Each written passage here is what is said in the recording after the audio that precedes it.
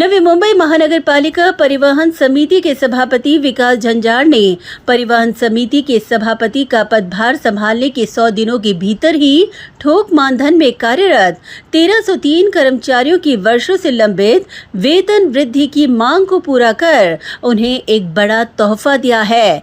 पिछले 7 वर्षों से अटके इस मामले को सुलझाते हुए कर्मचारियों के वेतन में एक मुश्त 7,000 रुपयों की भारी वृद्धि की गई है और 11 तारीख को कर्मचारियों के बैंक खातों में राशि जमा कर दी गई है।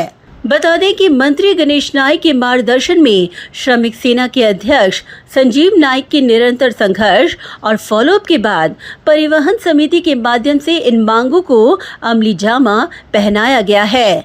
आज श्रमिक सेना और ठोक मानधन में कार्यरत कर्मचारियों ने परिवहन समिति के सभापति विकास झंझार के नेतृत्व में जनता दरबार में पहुंचकर राज्य के वन मंत्री गणेश नाइक का भव्य सत्कार कर अपनी कृतज्ञता व्यक्त की। बता दें कि वेतन वृद्धि के साथ ही साथ अब कर्मचारियों को हर साल 1,000 रुपयों की वार्षिक वेतन वृद्धि देने मेडिकल पॉलिसी की सुविधा भी उपलब्ध करवाई जाएगी। इस ऐतिहासिक फैसले से परिवहन विभाग के लगभग 1300 ठोक मानधन के कर्मचारियों को इसका सीधा लाभ मिलेगा। इस अवसर पर परिवहन समिति के सदस्य, श्रमिक सेना के वरिष्ठ पदाधिकारी तथा नवी मुंबई महानगर पालिका परिवहन विभाग के असंख्य कर्मचारी उपस्थित थे। इस दौरान विकास झंझार ने मंत्री गणेश नाइक का आभार प्रकट करते हुए कहा कि उनके आदेशानुसार आज परिवहन विभाग के ठोक मानधन में कार्यरत कर्मचारियों में आनंद का माहौल व्याप्त हो चुका है। उन्होंने आगे कहा कि अब उनका अगला फोकस उत्पन्न बढ़ोतरी में होगा, जिसके लिए परिवहन विभाग द्वारा नए संकल्पनाओं को जल्द अमली जामा पहनाकर 5 महीनों में परिवहन विभाग की शक्ल सूरत को बदला जाएगा। निश्चित आम्ही 15 एप्रिल रोजी हा निर्णय घेतला होता की मागील 6 ते 7 वर्षांमध्ये कामगारांना पगार वाढलेले नव्हते। ॲक्च्युअल जर बघायला गेलं तर नवी मुंबई सारख्या शहरामध्ये इन हँड 18,000 17,000 रुपये जर पगार येत असेल तर ते कुटुंब कसं जगेल। कारण तुम्हाला सगळ्याला माहित आहे, मी पण एक मध्यमवर्गीय चाळीतला असल्यामुळे मला देखील या गोष्टीची कल्पना होती। म्हणून सर्वात प्रथम म्हणजे आमचे परिवहन समिती स्थापन होऊन आणखी 100 दिवस देखील पूर्ण झालेले नाही आणि त्याच्या अगोदर आम्ही काही निर्णय घेऊन फक्त निर्णय हे कागदोपत्री न राहता ते प्रत्यक्षात उतरले पाहिजेत। आणि आज आता 1 तासा अगोदर यांच्या म्हणजे साधारणतः आमचे 1303 कर्मचारी आहेत ज्यांच्या खात्यावरती रक्कम जमा झालेली आहे। 850 कर्मचारी आहेत ते आमचे परमनंट आहेत। 1303 कर्मचाऱ्यांच्या खात्यावरती वाढीव दराने हे पैसे जमा झालेले आहेत। निश्चित एक आनंद आहे आम्हाला की आम्ही म्हणजे काही ना काहीतरी करू शकलो की सर्वात हा मेन घटक आहे जो दुर्लक्षित असतो व यांना न्याय द्यायचं काम आदरणीय नाईक साहेबांनी केलेलं आहे। तर मी परत एकदा त्यांचे धन्यवाद मानतो। आणि या नवी मुंबईमध्ये कर्मचारी असतील किंवा कोणताही वर्ग असेल त्यांना एक गोष्ट माहीत आहे की या नवी मुंबईमध्ये आदरणीय नाईक साहेब आहेत आणि ते आपल्याला योग्य तो न्याय देतील या भरोशावरतीच ही लोक आजपर्यंत काम करत होती। कोणी कुठे सोडून गेलं नाही। एवढा 18,000 कमी पगार असताना देखील बिचारे काम करत होते। आज त्यांना या ठिकाणी न्याय मिळाला। आता हे 7,000 वाढून प्रत्येक वर्षी 1,000 रुपये हे ऑटोमॅटिकली वाढत जाणार। म्हणजे प्रत्येक वर्षी यांना वेगळं पत्र द्यायची गरज नाही किंवा वेगळ्या अपेक्षा ठेवायची गरज नाही आणि यांना त्याच्यासाठी संघर्ष करायची गरज। आता या ठिकाणी जसं यांना पगार वाढवले तशा यांच्या जबाबदाऱ्या देखील वाढलेल्या आहेत। मॅडम, परिवहन असेल तर या मागील 6 वर्षामध्ये ही भयंकर तोट्यात गेलेली आहे। याची कारणं वेगवेगळे असतील, डिझेल गाड्या असतील, त्या आम्ही सर्व सुधारणा केलेल्या आहेत। जे विषय परिवहन समितीमध्ये मंजूर झाले त्याची आता टेंडर प्रक्रिया राबवण्यात येईल। त्यानंतर जे असे रूट आहेत जे लॉसमध्ये आहेत ते कमी करण्यात येतील।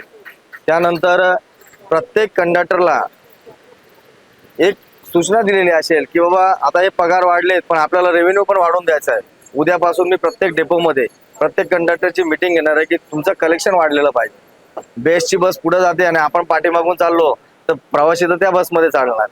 त्या हिशोबाने ते शेड्यूल वाढून या बसमध्ये उत्पन्न वाढणार। त्यानंतर आमच्या ज्या नवीन बस येतील त्यांमध्येही उत्पन्न वाढेल आणि निश्चित या येणाऱ्या 4-6 महिन्याच्या काळामध्ये परिवहनमध्ये एक वेगळा बदल जसा आता दिसतोय यापेक्षाही चांगला बदल. ज्यावेळेस पगार आपण वाढवतो तर साधारणतः आम्हाला महिन्याला 97-98 लाख रुपये हे वाढलेले आहेत. म्हणजे वर्षाला साधारणतः 12 कोटीच्या जवळपास लागणार आहे. तर आम्ही याच्यामध्ये उत्पन्न वाढवताना प्रामुख्याने आता आम्ही मोबाईल टॉवर सारखी कल्पना आणली, जी आम्ही राबवतोय. ATM सारखी कल्पना आणली, ती राबवतोय.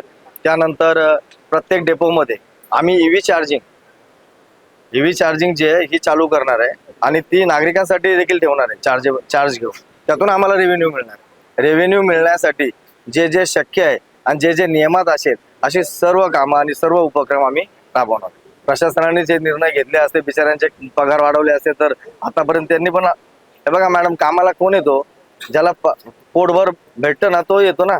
इथे नावापुरतं फक्त बिचारे करत होते मेहनत तरी एवढे दिवस. आता निश्चित प्रशासन असताना ज्या गोष्टी झाल्या त्या वारंवार काढण्यात काही उपयोग नाही. आता नाईक साहेबांच्या आधिपत्याखाली ही सगळी कमिटी आहे, ही सगळे माझ्या सोबत आहेत. साहेब स्वतः या सगळ्या गोष्टीचा फॉलोअप घेतात. संजीव नाईक साहेब स्वतः या गोष्टीत लक्ष देतात. तर येणाऱ्या काळामध्ये एक पॉझिटिव्ह रिझल्ट हा सर्व नवी मुंबईकरांना बघायला. वहीं श्रमिक सेना संगठन के सचिव चरण जाधव ने कहा कि श्रमिक सेना संगठन के अध्यक्ष संजीव नाइक की फॉलोअप और मंत्री गणेश नाइक के आदेशानुसार आखिरकार कर्मचारियों को वर्षों के इंतजार के बाद अब जाकर न्याय मिला है. बरेच दिवसापासून नवी मुंबई महानगरपालिका परिवहन उपक्रमातील ठोक मानधनावर काम करणारे कर्मचारी यांच्या पगाराचा प्रश्न जवळजवळ 2022 पासून प्रलंबित होता. मध्यंतरच्या काळामध्ये प्रशासन असल्यामुळे प्रशासनाकडे वारंवार संघटनेच्या वतीने माननीय श्रमिक सेना संघटनेचे अध्यक्ष संजीवजी नाईक साहेब यांच्या माध्यमातून वेळोवेळी प्रशासनाकडे चर्चा केलेली होती. परंतु प्रशासनानं त्यावेळेला योग्य प्रतिसाद न दिल्यामुळं आणि मध्यंतरच्या काळात निवडणुका लागल्यामुळं हा पगारवाढीचा विषय जवळजवळ आत्तापर्यंत पुढं आलेला आहे. आता 29 एप्रिल रोजी जी परिवहन समितीची जी महासभा परिवहन समिती सभा झाली, त्या सभेमध्ये माननीय लोकनेते गणेशजी नाईक साहेब यांच्या आदेशान्वये एक ठोक मानधनवरील कर्मचाऱ्यांच्या पगारवाढीचा एक महत्त्वाचा आणि विक्रमी निर्णय घेण्यात आला. त्यामध्ये सर्व कर्मचाऱ्यांना, ठोक मानधनच्या कर्मचाऱ्यांना सध्या एक रकमी 7,000 रुपये पगारवाढ व यापुढे प्रत्येक वर्षी 1,000 रुपये अशी वाढ करण्याचे परिवहन समितीचे ठराव मंजूर झालेला आहे. त्या अनुषंगाने आज दिनांक 11 रोजी दुपारी 1 वाजता सर्व कर्मचाऱ्यांच्या खात्यावर जी पगारवाढ झाली 7,000 रुपये ती पगारवाढ जमा करण्यात आलेली आहे. त्यामुळं NMMTमधील सर्व ठोक मानधन कर्मचारी हे अतिशय आनंदी असून सर्व ठिकाणी श्रमिक सेना संघटनेचं अभिनंदन होत आहे. या पगारवाढीच्या निर्णयासाठी लोकनेते गणेशजी नाईक साहेबांनी तसेच संघटनेचे अध्यक्ष माननीय संजीवजी नाईक साहेब, संदीपजी नाईक साहेब, सागरजी नाईक साहेब, श्रमिक सेनेच्या NMT श्रमिक सेनेच्या मध्यवर्ती कमिटीचे सर्व सदस्य यांनी हातोहात मेहनत घेतलेली आहे. त्यामुळं आज हा एक आनंदी दिवस आमच्या परिवहनमधील कर्मचाऱ्यांच्या आयुष्यात आलेला आहे. गेल्या मी 15-16 वर्ष नवी मुंबई महानगरपालिकेमध्ये एक उपक्रमामध्ये सेवा देत आहोत.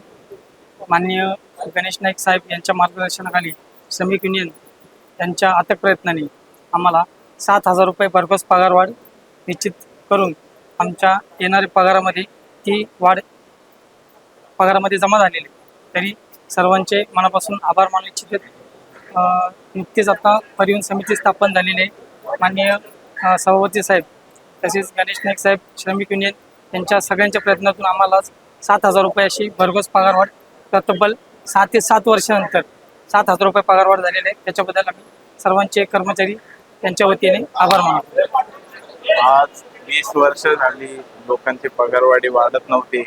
आज परिवहन समिती आत्ता झाले, निवडणुकी झाल्या तेव्हा परिवहन समिती झाली आणि मग लोकांनी मागण्या केल्या की आमची पगार वाढून द्यावी.